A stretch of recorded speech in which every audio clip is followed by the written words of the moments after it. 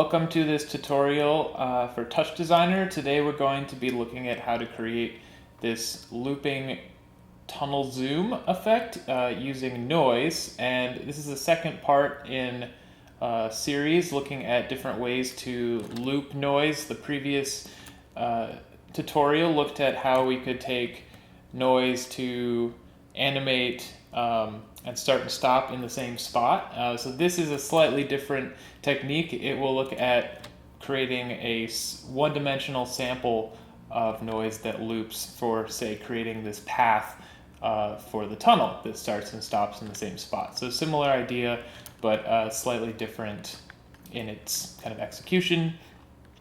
So ultimately, we will be creating something that looks like this network here.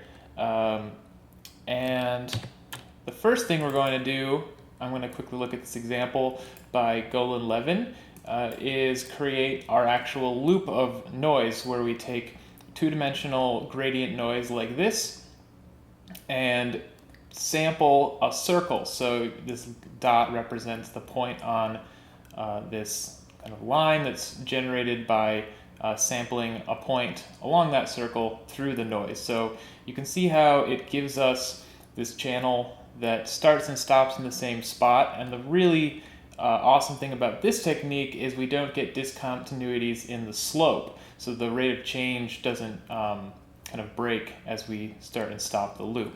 So that's what we're going to be doing in this tutorial. And I'm going to go ahead and close this finished version here, and we're going to look at how to make this from scratch.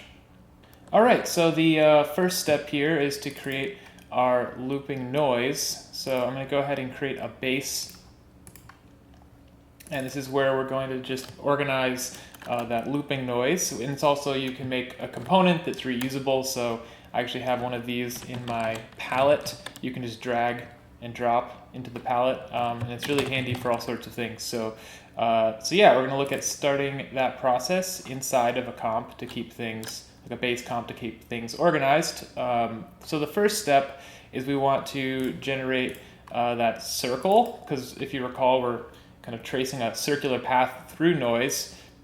So to do this, I'm going to create a circle sop just to give us the path, and I'll add quite a few divisions here. I'm going to make 2000 because I know that I'm going to want that number of pixels in my noise, and it's going to keep things smooth. So I'll put this into a null, and then we're going to go to SOP. So we have channels here for the X, Y, Z position, and then also convert this to top. So we're doing quite a few conversions, top or chop to top here. And we want this to be RGB so that our red channel represents the X and the Y channel represents, the Y represents the green. So red is X, green is Y. And we're doing this because there's a few different ways to do this. I've done it before all in GLSL, but this is a nice, easy technique that doesn't require any code, where we're going to use the second input here, input 1, the noise coordinate map, to remap our noise, the UV coordinates, so that it's basically giving us that circle. So if I plug this into the first input here, you'll see that it changes the noise quite a bit.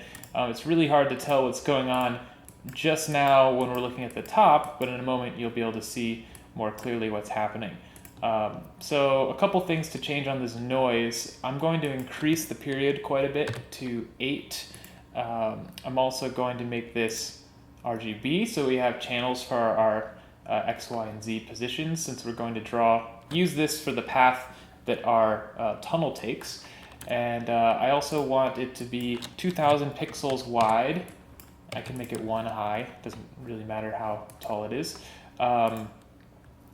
I'll drop the harmonic gain as well, and I'll also make this a 32-bit float. If you make it an 8-bit float, you'll see it'll be kind of a chunkier, lower resolution path. So we really want it to be smooth. So now that we've set those noise parameters, I'm going to go ahead and convert this to a top. this top to chop. And now we can see we've got these kind of 3 different channels here, which I'll call TX, TY, and TZ, and remove the alpha. And you can see that they kind of start and stop in the same locations. We'll confirm that they loop perfectly in a little bit, but that's basically our looping noise right here. So it's a actually really simple setup to get this happening. And it's a little bit, you might say, well, why can't we use noise chop and just change the constraints, right? So there's this constraints tab with the start and ending value. But what you'll notice is that like I said earlier, the slope is going to be discontinuity. There's going to be a discontinuity in the slope, discontinuous. So this one's coming down, the other one's also coming down. So you'd see some weird hiccups in your pattern. It wouldn't necessarily make a smooth transition from start to stop. So yeah, that's why this technique is really great. So yeah, for now I'm going to just add an out, and there we go. So we've got, we might come back to this to do a little work on the path itself, but for now we've got our X, Y, and Z positions. So the next step, we want to create some geometry that we're going to instance using these points. So this will be sort of the structure of our tunnel that we're moving through with the camera. So I'm going to create a torus to do this. It can be, this is like the outer portion of that tube, and I'm going to make this oriented to the z-axis. If you don't do that, you'll notice that when we align them up with the path, you're not going to be moving through the hole. So I'm just doing that ahead of time. I'll also adjust the size. I just know that based on what I'm going to be doing, it's going to be 0.5 is a good size for the radius, and then the inner radius I'll set to 0.001. I might change this later, but just so that we can easily, maybe 0.002, easily see these when they're stacked together. So the next thing is I'll run this into a geo comp, and we're just going to create a quick render network here. So a render top, set this to 1080 by 1080. Also a camera and a material. For now, let's use a constant just so that we can really see it clearly. But I may in the future, I think I will change it to a line. So we'll look at using the line mat. All right, so now let's just get these positions drawn. So we're going to map those to the instancing. So let's create a null here and call this instance, and going to our geometry comp on the instance tab, toggle instancing on, drag in the instance null, and let's just type tx, ty, tz. So got ourselves a blob. It's a little hard to tell what's going on just yet. One thing I know I want to do is take a math chop, and in this one, just rearrange this a little bit. So it's going from 0 to 1 roughly. It's kind of staying within that range. So let's remap that to -10 and 10. And we should now, there we go. We're seeing our kind of like tubes being drawn, our toruses. Now one thing you'll notice is that it's not orienting these at all. So we haven't rotated them. So really the next step is that we want to orient these to this path. And it took me a while to realize how to do this, but there's this great, on the second instance page, there are these rotate to vector options. So it's going to be really hard to do this by just trying to figure out what angle to rotate each of these, but we can actually determine the kind of like the vector based on the slope of this. So there's actually a handy, we could grab this from a few different places, but let's just grab it right from our looping noise. We can make a slope chop, and you'll see initially this gives us just a time slice, so we'll toggle that off, and you'll see now it's a little bit noisy, but we've got ourselves, this is actually the change the rate of change as opposed to kind of those positions, and this will actually give us the right rotation to orient the toruses. So a couple things we can do right off the bat. One is you'll notice it's there's this option method. We'll change that to previous and next, which you'll see cleaned up the data a little bit. We also have these discontinuities at the edges, and this is because if you look at like the way that this dotted line extends, the extend mode is just, you know, holding the previous value. So jumping into our looping noise, what we want to do is actually use an extend chop, which governs what happened, like how it behaves at the end of the samples. And we're going to say cycle for both. So you'll see now it's actually really clear that this is looping because we can see that the previous, like the beginning is getting repeated at the end, and the end is kind of shifting into the beginning. And what you'll see is our slope, we've actually fixed that kind of issue that was happening at the end, especially when we're using use previous and next, but either way, you'd always have one at the front or at the end. So, so yeah, another thing we can do to get rid of these little kind of like discontinuities would be to add a little bit of a filter. So again, this defaults to a time slice, but we want just to toggle that off, and then we can probably bring this down a little bit. There we go. So maybe like 0.5. You can see how some of those larger peaks get ironed out, and we've got ourselves smooth rotations, which is great. So the last thing, I might rename this, and we're going to need to rename it something like R. I'll just use R, even though it's not technically rotation, kind of is. R, and then X, Y, Z. So this is, I'm using the square brackets to format this, which is a nice way of saying RX, RY, RZ. And I'll create a merge chop here, just to plug that in so that it's in our final null.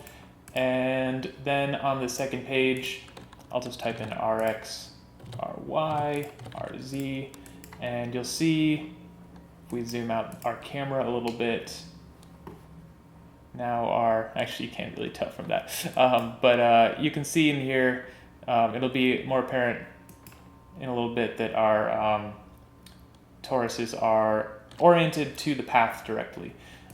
Cool, so now that we've got ourselves kind of like this rotation is happening, let's set up the camera so that it actually is inside of this path as opposed to inside of the tunnel. Before I continue, I'm going to make it so that we can see our geometry a little bit while we're doing this, because we can then see the camera. So I'm splitting the pane, and I'm going to click this caret drop down and choose Geometry Viewer. So this is a great way if you want to just view things like cameras, nulls, lights, and so forth. If I click over here and hit H for home, you can zoom in with the middle mouse button a little bit. You can kind of see, okay, so here's my geo. If I make it a little bit thicker, actually. Yeah, I think I wanted to make this 0.01, not 0.00. That's why it was so small. So, okay. Yeah, we've got ourselves a viewer here on the left now, and let's go ahead and make this camera follow the path of our tunnel. So we already have this right here. What we can do is, actually, before I go, okay, I keep forgetting little things, but yeah, we want to maybe reduce the density of these rings as well. So our camera path, we'd like that to be 2000 samples is good. It'll have like smooth motion that way, but we might not want 2000 rings. They're really kind of dense. So a nice way to control the density but keeping that same shape would be to add a stretch chop right before our instance. And if we click absolute, you'll see that it just made it one frame by one, so it's kind of cut it down to one. But if we change this to a fraction and type something like 0.2 for 20%, you'll see that now we have 20% of the ring. So it's a nice way that you can control, how many rings you have, how many type like geometry if you want to reduce it but keep that shape. It's a nice way to do that. Great, and then now we can grab our path from this merge, or we could make a null or something, but for now let's just create a select, and we're going to grab the X, Y, and Z channels. I'll use that T, X, Y, Z in square brackets again, and yeah, we're going to then, what we want for our camera to make it follow a path, it's in this path SOP, we need this to be in as a SOP instead. So I'm going to go ahead and convert it to a SOP with a limit, and just type in tx, ty, tz. You'll see, oops, I meant to go A to open the viewer, and then H. Here we go, moved a little bit, we can see, okay, there's our path. It's a little bit hard to see, but there's one spot on this, it's like right here we go. You see that little pixel? I'm going to try to zoom in a little bit more. What you'll notice is if you went ahead and had the camera follow this, is there will be a little bit of a hiccup if you're not careful. So what I like to do is we want to fill that so that the line goes all the way. We can do that by just replicating the last sample again at the end of this these channels. So a way to do that is with the trim chop. So making this, I can use, I'll keep it relative to the start and end and just add 1 to the end. So you'll see this is now 2001 versus 2000 samples, right? And it's hard to find it anyway, but you actually can see that now it's a continuous line, which is great, it's what we want. And we'll call this path and drag it onto the path SOP. And because we're translating the camera, we probably didn't see much happen, but if I just type in 0, great, now we're kind of inside of the tube. I'm going to go ahead and increase the field of view angle a little bit just so we can see more about what's going on. And now if we go to our transform and move this position, there you go. So we're actually moving through the tunnel along that path, which is what we wanted to do. It's a little bit kind of like jerky, so we'll look at in a moment. One, let's make it move first, and then how we can get smoother camera motion. So to make this move, I'm going to use the timeline to do this just because it's a way to, if you wanted to export this as a loop, it gives you nice start and stop points. You can definitely use any sort of ramp to do this. So I just changed the timeline to 3600 and 3600 for the ending points. And now if I grab a timeline chop, I have the current frame, and I'm also going to grab the end, or you could also grab range end. That'll also work. And now we can throw this into a math chop and divide the channels. So this is giving us now a fraction of, basically based on where the timeline is located. And so this is our, really, now we can just hit A to open that viewer, go into our camera, drag that onto position, and export that chop. And now we're moving through our tunnel kind of slowly. It's a little bit, you can see it's kind of like jerky. So we'll look at, again, how to smooth that out on some of those edges right now. And first, you'll see that it's moving backwards through the tunnel. So we might want to change that. If I create a math in here before my null, you might think that you can just make this, multiply it by -1, but the camera doesn't like negative values in position. So we're going to go ahead and instead just rearrange it. So range 0 to 1, make that 1 to 0. And now we're moving forward through the tunnel. Great. So yeah, and you can actually see our, if I click on the camera, So you can kind of see the camera moving through the tunnel. Okay, so the trick I found to smoothing out camera motion involves using a null comp.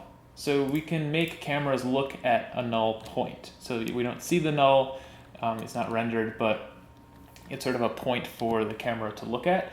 And what we can do is we know where the camera is moving. So if we make it look a little bit ahead along the path, we can get a smoother camera motion. So in order to do this, we can just take this same fraction that's moving ahead along. So I'll select that with a select chop. And we also have the path, so I will also select that, have those right here. If we use a math chop to, in this case, because we're moving down, let's subtract a little bit. Subtract 0.1, oops, maybe 0.02. We're going to have, something that's spaced a little bit in front of the camera. And another thing we're going to need to do is you'll notice that when we get to the end of this kind of like channel, wait, did I do that right? Oops, I totally put that in the wrong spot. I want to go to pre-add, I was wondering why it looked weird, and subtract 0.02. Okay, there we go.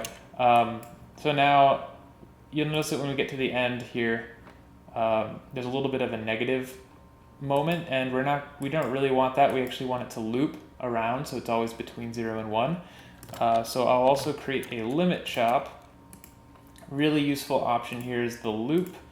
So I can just loop it between 0 and 1, and now when we're hitting the end of the timeline, we actually get a loop. So it's always between 0 and 1, which is useful in that if we plug this into a lookup now, so this is our index, and then use the path as the lookup table, it's going to give us the position that's like 0.02 ahead of the camera. So you can always change that number, and it'll affect how far along the path this is going to look. So hitting A on our null, enables the display viewer active flag, and then I'll drag TX on TY, TZ to export onto our translation parameters for the null. So now you can see our null moving a little bit ahead of the camera. Right there's a little plus moving through. Now the last thing we need to do is, instead of orienting this along the path, right now it's just orienting along the path, we'll drag our null to the look at parameter, and now you should see kind of it moving smoothly along those corners.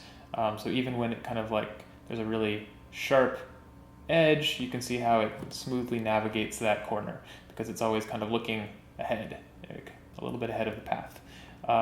Okay, so great, we've got our camera. And before I switch to just viewing this output, we do have a little bit of work, at least I'd like to do, on the path itself. Like, you'll notice it intersects itself a lot, and there are these like pretty sharp corners that I'm not too happy with.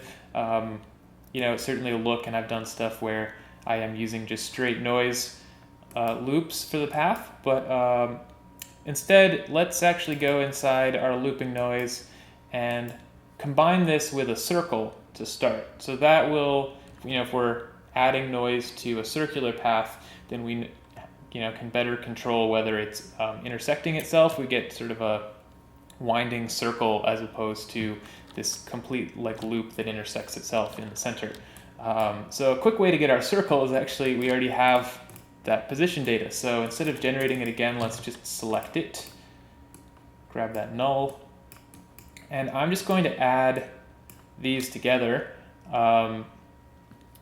So right off the bat, you'll see, oops, it's a math chop, and we're going to add chops, plug that into the output. It's right away, we've got ourselves our circle, and it's kind of looping a little bit, like winding a little bit. What we can do to really like control the level between these is add math chops that are just controlling, just multiplying them by a factor to determine the mix between the two. So I think for our circle, let's tone down this a little bit to like 0.8 and maybe just like add a little bit to our noise. In fact, I think maybe we just keep playing with this a little bit. So here we go. That's looking pretty good. One other thing we can do, if we want to feel more circular, would be to actually, instead of multiplying this and making it larger, let's only affect the X and the Y and reduce those a little bit so that we're moving it more in the Z-axis that actually is not at all related to our circle. So we can move it kind of in that Z-plane, and it'll end up being a little more circular but still weaving side to side throughout the circle path. So to do this, we can actually just keep this math here, and in the common page under scope, if we type TX and TY, this math chop is only going to be affecting those two channels. So now if we bring the math down to say 0.2, you'll see that it's a lot more circular and it weaves more in this Z-axis, but not so much in the X and the Y. So it's still going to give us this feel that it's like weaving back and forth, but not so much in these like tight hairpin turns. Now you can certainly play with this as much as you want, and definitely do so while you're sort of watching the tube too that you're diving down, because that's really what's important, is like what this looks like. So speaking of which, let's switch so that we're toggling this top to display, and then under this, let's use top viewer instead, and disable this in the background. So display, no backdrop tops. And actually, I totally forgot, but on my previous one, I'd only used 3 rows, and these were all hexagons. So let's do that. Let's have some hexagons here. It gives us a little more interesting shape as things are rotating. All right, so we've got ourselves our zoom. It's actually working pretty well. We've got some smooth camera motion, and again, you can always change this value to smooth it out more. So I think the next thing we should do is start playing with the look of this a little bit more. One is swapping out the material for, say, a line mat. It's a really cool addition to TouchDesigner. It lets us control things like, in this case, before I do this, I'm actually going to increase this up a little bit. I was actually at 0.05 in my previous example. This will just give us slightly larger geometry, and yeah, that's good for now. So under the line material, this gives us some cool controls over how far things are from the camera. So if we want things to get wider, like the line to get wider, if it's closer to the camera, we can do this in the distance near, distance far, width near, width far. So let's just make the width far all the way down, bring up the width near, and then change some of these other parameters. Cool. So we can control, how far it takes for that to fade out. You might notice some weird lines flickering across the screen. I've noticed this happens with the round line joint type, only when geometry moves past the camera. So I'll change this to miter. There we go. And now we see those artifacts are gone. Yeah, but that's pretty much the look I had in that other example. So the next thing we can do, well, actually, I'm going to change the line near color to white, and then we're going to actually color this in our chop data instead. So actually we can go ahead over here and let's actually do some stuff with scale first. So in that other example, it was getting like larger and smaller, so you were moving through these different bubbles almost. And so to do this, I used a pattern chop, which is pretty handy for creating sine waves, triangle waves, all sorts of stuff like that. So in order to make sure this is the same length, I'm going to use a quick Python expression to grab this out one. It's coming out of my looping noise. Just in case I change, size, this one will follow suit. So I can reference that operator by typing op parenthesis, single quote mark, and then looping noise slash out one, so that's the out. And then I want the number of samples, which is dot num samples, gives me 2000. So it matches my other sample lengths, which is important when I merge things together. So next I'll call this scale, and I can give this a number of cycles. So maybe 20 cycles, I think is what I had. And I'm also going to want this going from 0 to 1, mainly because I'll use it for color too. So it's nice to have it normalized. To do that, I can just change the amplitude to 0.5 and the offset to 0.5. So it shifts it up to 0.5 as the center, and then it only has a 0.5 amplitude. And I'll now math chop this to range it, because I don't want it to go all the way to 0 for the scale. So something like 0.5 to 3. So it gets small and then large and small and then large in like a sine wave. And then I'll call this scale just for reference, and plug that into my merge. And then going to my geometry comp, I'll just type in scale for all of these parameters. You'll notice as I do it, fun stuff happens. There we go. All right, and now we've got these like pods that I'm floating through that are sort of connected at different points throughout the line. I can also use this same data to color it, so that's what I did in my other example. If we select that same curve, and then let's make a ramp. To choose what color we'd like, whatever you want. It's just like some kind of gradient. I think mine was like a kind of like a starbursty yellow to orange to red to blue, and then all the way to black, something like that. A little darker. It's easier to tweak this once we see it happening here, but let's just throw this into a null in case you want to swap out ramps. It's a nice way to do that. And then top two, I am going to make this a sort of like 32-bit, because it'll give us a little bit more depth to our color. And again, let's add a lookup chop so that we can use our scale to look up the red, green, and blue. We don't need alpha, so I mean you could. Sometimes I use alpha in this. It can be fun, but for now, let's just use RGB and plug this into our merge. So this is on the instance 2 page, and we'll just type in RGB. And there you go. So now it gets to be sort of yellow as we go through those openings, and then darker on the extremity. So you can certainly play with the ramp all you'd like to recolor this. Gives you different effects. But yeah, that's essentially that's essentially it. So some things you can certainly try. Using different seeds for this looping noise, and even just the pure looping noise is fun to drive things like the scale or the color or other parameters in your instancing. If you want, right now we can kind of see through this material completely. A really quick way to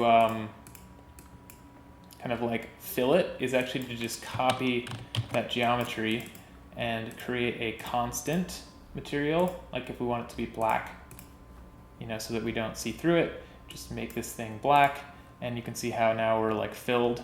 So that's sort of nice if you don't want it to be completely wireframe but still have that wireframe look. Other than that, you can play with the path, and there's I think a lot that can be done with it. Another great thing to try, if we can change this stretch, right, to control the density of objects along the path. And so if we have all of our position data at the merge, it's very easy to say branch off. We copied this set of geometry and maybe every, even less, like 0.05, we wanted one of these. It's a little bit larger, and maybe it has, so we can really see it, more columns. So now you can see how I started to add additional geometry at different rates, so it already starts to give kind of an interesting effect, and you can color things differently, so this wouldn't need to necessarily have the same color and scale parameters, but it could use the same path, right? So once you have this path, you can really do anything you want as you're moving through that with the camera. I've done, had particle systems positioned along the path so that you move through them at different times, drawn kind of instances that extend out in random directions. So there's a lot you can do with just this value of that represents where your camera's moving. So hopefully this is something that's useful to you, and again, the camera motion is something you can apply in different instances where you have the null positioned in front of the camera. So hopefully this gives you some techniques that you can reuse in other instances. So thanks again for watching, and until next time.